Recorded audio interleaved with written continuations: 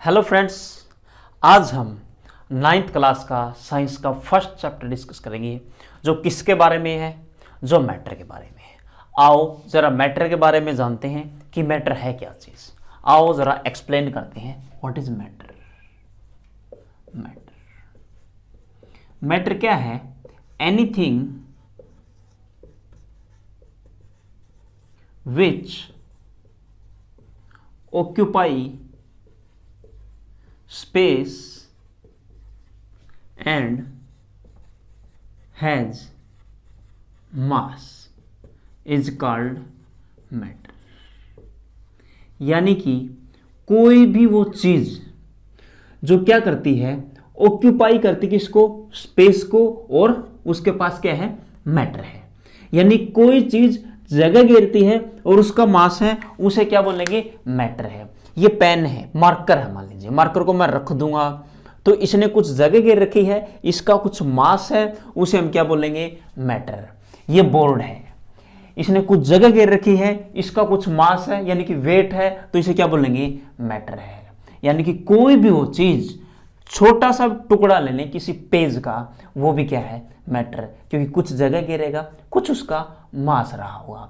कोई भी चीज जो जगह घेरती है और उसका कुछ मास है, उसे क्या बोलते हैं, मैटर। अब मैटर तो हमने जान लिया, अब कैरेक्टरिस्टिक्स के बारे में जान लेते हैं। क्या है कैरेक्टरिस्टिक्स? कैरेक्टरिस्टिक्स ऑफ मैटर क्या होता है? कैरेक्टरिस्टिक्स गुण क्या क्या, क्या क्या प्रॉपर्टी उसके, क्या क्या बताएगा? पहली बात बताएगा, पार्टिकल्स ऑफ मैटर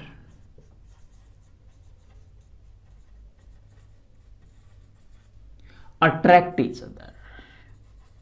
ये कहता है वो एक दूसरे को क्या करेंगे, अट्रैक्ट करेंगे, अट्रैक्ट ईच अदर। बात number 2, particles of matter have space in between them. यानी कि जो मैटर के पार्टिकल्स हैं उनके बीच में पक्का स्पेस रहा होगा, पक्की कुछ खाली जगह प्रेजेंट होगी। तीसरी बात है, third, particles of matter are continuously moving. यानी कि वो पार्टिकल्स क्या करते रहेंगे, कंटिन्यू मूव करते रहेंगे, एक दूसरे से मूव करते रहेंगे। तो ये 3 कैरेक्टरिस्टिक्स हैं, 3 तरह की प्रॉपर्टी, गुण हम उसके बारे में पढ़ते हैं। पहला क्या है, अट्रैक्ट ईच अदर, एक दूसरे को अट्रैक्ट करेंगे। दूसरा क्या है, particles of matter have space in between them, उनके बीच में क्या रहा होगा, स्पेस, खाली जगह हो रही होगी। तीसरा है कंटिन्यूसली मूविंग, एक दूसरे के पास साथ में घूमते रहेंगे। ये क्या है, इसके गुण है पार्टिकल्स ऑफ मैटर के। और मैटर क्या है या फिर पार्टिकल क्या है? पार्टिकल से मिलके क्या बनता है, मैटर बनता है। आई बात समझ में? अब थोड़ा सा और आगे चलते हैं। पार्टिकल्स ऑफ मैटर हमने देखा। अब जो मैटर है, मैटर से क्या बनती हैं, कुछ स्टेट बनती हैं। क्या बनती हैं, स्टेट। मैटर की कितनी स्टेट हैं, आओ उनके बारे में जानते हैं। क्या है अपने पास, ये है मैटर, और अब बात करेंगे उनकी स्टेट्स की, मैटर की स्टेट्स। तो कितनी स्टेट्स हैं, दैट इज 2, 3 नहीं है, 2 है। पहली कौन सी है, पहली फिजिकल स्टेट। कौन सी, physical state. And the second one is chemical state. Chemical state. Physical state का मतलब क्या है, फिजिकल स्टेट में कौन कौन सी आएंगी, सबसे पहले सॉलिड, उसके बाद लिक्विड, उसके बाद गैस। ये 3 मेन होती हैं, लेकिन 2 और होती है। आपने सुना होगा, क्या सुना होगा, प्लाज्मा आपने जरूर सुना होगा। Second, Bose Einstein condensate. Bose क्या है, साइंटिस्ट एस.एन. बोस भारत के, और आइंस्टाइन क्या, आइंस्टाइन तो फेमस है, वर्ड फेमस है आइंस्टाइन। 2 साइंटिस्ट थे, उन्होंने कंडेंसेट कर दिया किसी स्टेट को देखते हैं क्या होती है। कंडेंसेट का मतलब क्या है, कैसे कंडेंसेट कर सकते हैं। ये 5 स्टेट है। जनरली हम क्या पढ़ते हैं, 3 पढ़ते हैं। मैं बताऊंगा 3 ही क्यों पढ़ते हैं। आओ केमिकल स्टेट की बात करते हैं। यानी कि यहां पे क्या होगी, केमिकल एनर्जी होगी, केमिकल फोर्स होगी। और फोर्स 2 तरह की होगी। कौन सी, पहला क्या होगा, इंट्रामोलिकुलर। कौन सी, इंट्रामोलिकुलर। और दूसरी क्या कौन सी होगी, इंटरमोलिकुलर फोर्सेस। कौन सी होगी, इंटरमोलिकुलर। इंट्रा और इंटर क्या होता है, जब मान लीजिए कार्बन है, यहां पे ऑक्सीजन है, यहां पे भी ऑक्सीजन है, इनके बीच में जो बॉन्ड बने हैं, यानी किस चीज की फॉर्मेशन हुई है, CO2 की। तो ये क्या है, एक ही मॉलिक्यूल में अपने आप अंदर ही फोर्स लगी है, वो क्या है, इंट्रामोलिकुलर। मतलब एक ही मॉलिक्यूल के अंदर। इंटर मतलब बिटवीन 2, कम से कम 2 मॉलिक्यूल हो। जैसे एक CO2 मॉलिक्यूल ये रहा, दूसरा CO2 मॉलिक्यूल ये रहा, इनके बीच में जो अट्रैक्शन रही होगी उसे क्या बोलेंगे, इंटरमोलिकुलर अट्रैक्शन, इंटरमोलिकुलर फोर्स बोल सकते हैं। हम ये डिफाइन करेंगे सॉलिड क्या है, लिक्विड क्या है, गैस क्या है। और ये बड़ी मजेदार चीज है, बहुत ही कमाल है मतलब इसमें तो। आओ देखते हैं। पूरी दुनिया को पता है सॉलिड क्या है, लिक्विड क्या है, गैस क्या है, बट क्वेश्चन होगा तभी मैं मानूंगा, आपको पता है। अगर पार्टिकल के बीच में गैप क्या है, ज्यादा, तो मैं उसको नाम दे दूंगा गैस। अगर यही पार्टिकल के बीच में गैप क्या हो गया, कम, उसे बोलेंगे लिक्विड। अगर इन्हीं पार्टिकल के बीच में गैप बिल्कुल कम हो गया या नाम मात्र हो गया, उसे क्या बोलेंगे, सॉलिड। पहली बात मैं ये कहना चाहूंगा, क्या सॉलिड के पार्टिकल के बीच में गैप होता है, तो बहुत लोग जवाब देते नहीं, और जवाब है होता है। कैसे होता है, इमेजिन कीजिए। मान लीजिए फुटबॉल रख दी यहां पे, और फुटबॉल को कितने पास पास रखिए, क्या उसके बीच में जगह बचेगी, गैप रहेगा क्या, डेफिनेटली रहेगा। उसी गैप की मैं चर्चा कर रहा हूं। एटम क्या होता है, स्फेरिकल, गोल गोल होते हैं, और गोल गोल चीजों को जब हम रखेंगे उनके बीच में पक्का खाली जगह रही होगी, ये रही, और इस जगह को क्या बोला जाता है, वॉइड बोलेंगे। ठीक है, आगे क्लासेज में हम इसके बारे में पढ़ेंगे। ये होते हैं वॉइड, सॉलिड के बीच में खाली जगह होती है। ठीक है, अब देखिए, अब अगर मैं सॉलिड को हीट कर दूंगा, क्या कर दूंगा, हीट, किस में चला जाएगा, लिक्विड में। अब मैं लिक्विड को हीट करूंगा तो कहां पे चला जाएगा, गैस में। अब मैं गैस को और ज्यादा टेम्परेचर पे हीट कर दूंगा तो उसके क्या बन जाएगा, गैस आयन में टूट जाएगी, गैस की आयनिक फॉर्म होगी, उसे को हम बोलते हैं प्लाज्मा। समझ में आई। यानी कि गैस को मैंने बहुत हाई टेम्परेचर पे हीट कर दिया तो वो क्या बन जाएगा, प्लाज्मा। अब प्लाज्मा को मैंने कूल कर दिया, क्या कर दिया, कूल, क्या बनेगा, गैस। और गैस को जब मैं कूल करूंगा क्या बनेगा, लिक्विड। और लिक्विड को कूल करूंगा तो क्या बनेगा, सॉलिड। अगर मैं सॉलिड को क्या करूंगा, सुपर कूल करूंगा या कूल करूंगा, क्या कर दूं फिर से, कूल, तो क्या बनेगा, बोस आइंस्टाइन कंडेंसेट। यानी कि ये सॉलिड था। सॉलिड पार्टिकल मतलब बिल्कुल टच हो रखे हैं, बिल्कुल पास पास आ चुके हैं, ऐसे स्टेज आएगी, बिल्कुल ठंडा कर दिया, ये पार्टिकल एक दूसरे में क्या हो जाएंगे, धस जाएंगे, घुस जाएंगे, एक दूसरे में बिल्कुल घुस जाएंगे, और यहाँ पे ये घुस जाएंगे और एक बड़े एटम का फॉर्मेशन हो जाएगा। उस एटम को मैं बोलूंगा सुपर एटम। क्या बोलूंगा, सुपर एटम।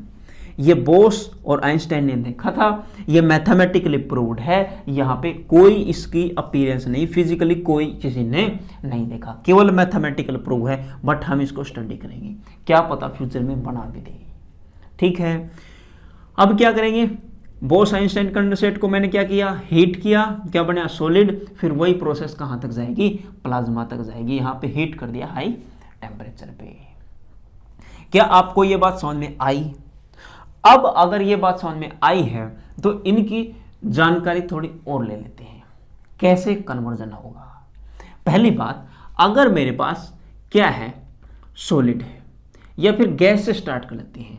गैस है, गैस को कन्वर्ट करना है, या सॉलिड को लिक्विड में कन्वर्ट करना है, गैस को लिक्विड में कन्वर्ट करना है, तो मेरे पास 2 फैक्टर हैं। कितने फैक्टर हैं, फैक्टर हैं 2 फैक्टर्स। पहला फैक्टर कौन सा है, टेम्परेचर। दूसरा फैक्टर है प्रेशर, यानी कि टेम्परेचर की मैं बात कर चुका हूं। मैंने हीट किया सॉलिड से, फिर लिक्विड बनेगा, फिर मैंने टेम्परेचर बढ़ाया, फिर गैस बनेगा, फिर टेम्परेचर बढ़ाया तो क्या बना, प्लाज्मा बना, और कम करता रहा तो इस साइड आता रहा। ये बात की हमने टेम्परेचर की। आओ प्रेशर के बारे में जानते हैं। अगर मान लीजिए मेरे पास ये गैस है, ऊपर से मैंने प्रेशर लगाया, प्रेशर लगाते ही ये कंटेनर इतना हो गया और ये पार्टिकल क्या आ गए, पास पास, यानी कि प्रेशर बढ़ाने से, प्रेशर इंक्रीज करने से गैस के जो पार्टिकल हैं वो किस में कन्वर्ट हो जाएंगे, लिक्विड में। ऐसा क्यों? देखो ये कंटेनर पहले था, ये मॉलिक्यूल थे दूर दूर, अब मैंने प्रेशर बढ़ाया, मॉलिक्यूल क्या आ गए, पास पास, उनके बीच में गैप क्या हो गया, कम, और गैप कम हुआ उसी को हम क्या बोलते हैं, लिक्विड। क्या आपको यह बात समझ में आई?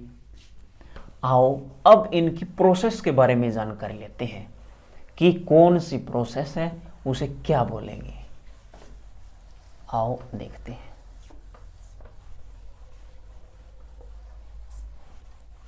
देखिए अगर मेरे पास यहां पे क्या है, सॉलिड है, उसको मैंने कन्वर्ट कर दिया लिक्विड में, तो उस प्रोसेस को बोला जाएगा फ्यूजन।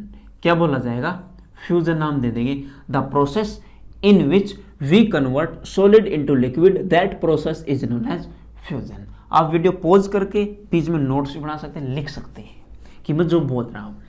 अब लिक्विड है वो किस में कन्वर्ट होगा, गैस में, तो उस प्रोसेस को गैस में कन्वर्ट होगा या किस में कन्वर्ट होगा, वेपर में। किस में, वेपर में। तो ऐसी प्रोसेस जिसको लिक्विड कौन किस में कन्वर्ट कर दे, गैस में, उस प्रोसेस को क्या बोला जाएगा, वेपराइजेशन। क्या बोला जाएगा, वेपराइजेशन। क्या होता है vaporisation? The process at which liquid converts into gas और vapour, that is known as vaporisation.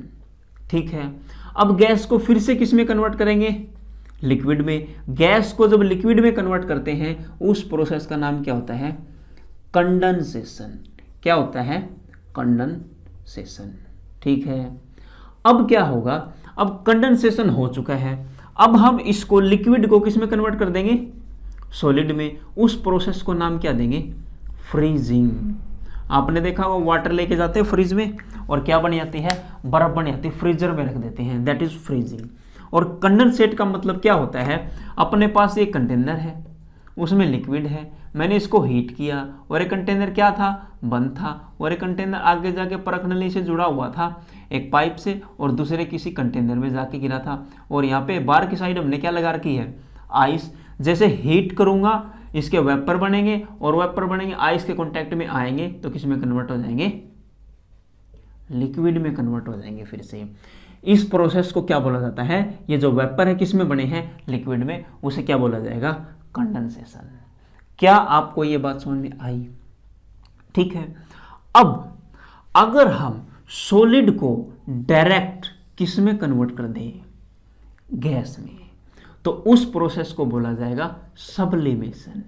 क्या बोला जाएगा, सब्लिमेशन प्रोसेस। अब ऐसा भी पॉसिबल है हम गैस को डायरेक्टली किस में कन्वर्ट कर दें, सॉलिड में, उसको सब्लिमेशन नहीं बोला जाएगा। बहुत बुकों में गलत लिखा होता है, ये पहले की बुकों में गलती नहीं होती थी, अब बुकों में गलती होती है, एनसीईआरटी में भी ये गलती है। गैस किस में कन्वर्ट होगा, सॉलिड में, उसे क्या बोला जाएगा, उसे बोला जाएगा डिपोजिशन। क्या बोला जाएगा, डिपोजिशन। बट बुक में ये लिखा होगा कि उसे सब्लिमेशन बोलेंगे, नहीं, उसे क्या बोलेंगे, डिपोजिशन बोलेंगे। ठीक है, आई थिंक आपको ये समझ में आ गया होगा। सॉलिड कन्वर्ट हुआ लिक्विड में, प्रोसेस का नाम है फ्यूजन। लिक्विड कन्वर्ट हुआ गैस में, प्रोसेस का नाम है वेपराइजेशन। गैस कन्वर्ट हुआ फिर से लिक्विड में, प्रोसेस का नाम है कंडेंसेशन। लिक्विड कन्वर्ट हुआ सॉलिड में, प्रोसेस का नाम है फ्रीजिंग। सॉलिड डायरेक्टली कन्वर्ट हुआ गैस में या तो वेपर में, तो प्रोसेस का नाम क्या है, सब्लिमेशन। अब गैस कन्वर्ट हुआ किस में, डायरेक्ट सॉलिड में, उस प्रोसेस का नाम है डिपोजिशन। सब्लिमेशन का एग्जांपल मैं आपको बताता हूं। सब्लिमेशन में आप नेप्थलीन की गोलियां याद कर सकते हैं, नेप्थलीन। ठीक है, अब वो डायरेक्टली किस में कन्वर्ट हो जाएंगे, गैस में। ऐसा नहीं कि वो डायरेक्ट कन्वर्ट होते हैं, एक बार लिक्विड फेज भी आती है बीच में, क्योंकि लिक्विड फेज पक्का आएगी, लेकिन वो लिक्विड फेज बहुत कम समय के लिए आती है, कम टाइम के लिए आती है, हम उसे देख नहीं पाते ढंग से, इसलिए हम बोलते हैं direct conversion of solid into gas is known as vaporisation. अब गैस को कन्वर्ट करेंगे किसमें, सॉलिड में, उसे क्या बोला जाएगा, डिपोजिशन। ये प्रोसेस थी। अब एक सवाल मैं आपसे पूछता हूं, सवाल ये है कि ये आइस से भरा हुआ गिलास है, इसमें आइस डाल रखी इस गिलास में, और इसके बाहर वाटर ड्रॉपलेट हमें दिखती हैं, वो क्यों दिखती हैं, ठीक है। अब एक बात इसमें दिमाग लगाओ, जब मैंने क्या किया था, इसको हीट किया था, किस फॉर्म में चला गया वो, वेपर में, यानी कि हीट दी किसको, वाटर मॉलिक्यूल को, और वो किस में कन्वर्ट हो गए, वेपर में, और वेपर में घूमते रहेंगे। घूमेंगे क्यों, क्योंकि वो एनर्जी लेके बैठे हैं। अब क्या होगा, अब जो मॉलिक्यूल सराउंडिंग में थे वो किसके कांटेक्ट में आएंगे, आइस के कांटेक्ट में आएंगे, और आइस के कांटेक्ट में आते ही वो वेपर किस में कन्वर्ट हो जाएंगे, लिक्विड में कन्वर्ट हो जाएंगे। किस में कन्वर्ट हो जाएंगे, वेपर कन्वर्ट होंगे लिक्विड में। प्रोसेस का नाम क्या हुआ, कंडेंसेशन, यानी कि उस वजह से वो पार्टिकल वहां पे क्या हो जाएंगे, बैठ जाएंगे, और बैठ के क्या बन गया, वेपर का क्या बन गया, वेपर हमें दिख नहीं रहे थे, लिक्विड हमें दिखेगा, इसलिए गिलास के बाहरी तरफ हमें पानी की बूंदें दिखाई देंगी। अब सवाल नंबर नेक्स्ट में कहता है, गर्मियों में, समर में हम ऊन के कपड़े क्यों पहनते हैं, और सवाल ये है, अब देखो पसीना भी क्यों आता है, ये भी सवाल है। जब हम दौड़ते हैं या गर्मी होती है, टेम्परेचर ज़्यादा होता, किसी भी तरीके से हो, दौड़ने से हो या गर्मी की वजह से हो, कूदने से हो, किसी भी तरीके से अपना बॉडी का टेम्परेचर क्या हो चुका है, हाई। बॉडी का टेम्परेचर जब हाई हो गया, तब वाटर मॉलिक्यूल अपने शरीर के अंदर से बाहर की तरफ मूव करेंगे, और वो किस फॉर्म में दिखते हैं, पसीने की फॉर्म में दिखते हैं। और वो पसीना कॉटन क्लॉथ पे आ जाता है, किस पे, कॉटन क्लॉथ पे, और वो कॉटन क्लॉथ उसको क्या कर लेगा, एब्जॉर्ब कर लेगा, सोख लेगा, और उसने वो सोख लिया, जब हवा आएगी हमें ठंडक महसूस होगी। क्या आपको ये बात समझ में आई? दोबारा फिर से बताता हूं, जब मैं टेम्परेचर बढ़ा लूंगा या टेम्परेचर बढ़ जाएगा मेरी बॉडी का, पसीना बाहर आएगा, और पसीना बाहर आते ही कॉटन क्लॉथ है वो एब्जॉर्ब कर लेंगे, वो उसको सोख लेंगे, और उसको सोख लेंगे तो क्या होगा, हमें क्या है, मजा सा आएगा, कूलनेस महसूस होगी। अब सवाल नंबर 3 ये है, सवाल कहता है, जब इवेपोरेशन करते हो, क्या करते हो, इवेपोरेशन, वो कूलिंग कोज करता है, क्या करता है, कूलिंग। वो कूलिंग क्यों करता है? जब लिक्विड को किस में कन्वर्ट करोगे, लिक्विड को गैस में या वेपर में कन्वर्ट करोगे, तो उसे एनर्जी देनी पड़ेगी, और वो अपने सराउंडिंग में जो एनर्जी है वो पूरी एनर्जी ले लेते हैं वाटर के मॉलिक्यूल, और फिर क्या बढ़ जाते हैं, वेपर बन के ऊपर की तरफ उड़ना स्टार्ट कर देते हैं। वो ऊपर की तरफ उड़ेंगे, साइड में जो एनर्जी थी, जो टेम्परेचर था, वो उन्होंने ले लिया, और टेम्परेचर उन्होंने ले लिया, टेम्परेचर क्या हो जाए, कम, और टेम्परेचर कम हुआ तो हमें क्या महसूस होगी, कूलनेस महसूस होगी। क्या आपको ये बात समझ में आई? ये छोटी सी 3 बात थी। ये तीनों में से जनरली 9th क्लास में एक सवाल पक्का पूछा जाता है, ठीक है। आपको ये पता भी होना चाहिए, प्रोसेस भी आसान है, और ये पता भी होना चाहिए आपको। अगर आप ये